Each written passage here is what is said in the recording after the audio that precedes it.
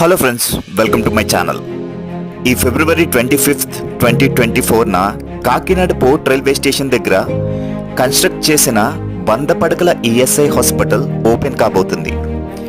ఈ హాస్పిటల్ని పిఎం నరేంద్ర మోడీ గారు వర్చువల్గా మార్నింగ్ 10 దాటాక స్టార్ట్ చేయబోతున్నట్టు తెలుస్తుంది. So Kakinada people, ESI hospital కాకినాడలో రేపే రాబోతుంది.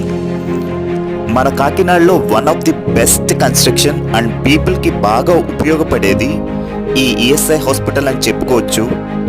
So thanks for watching the video friends. Please do support and subscribe.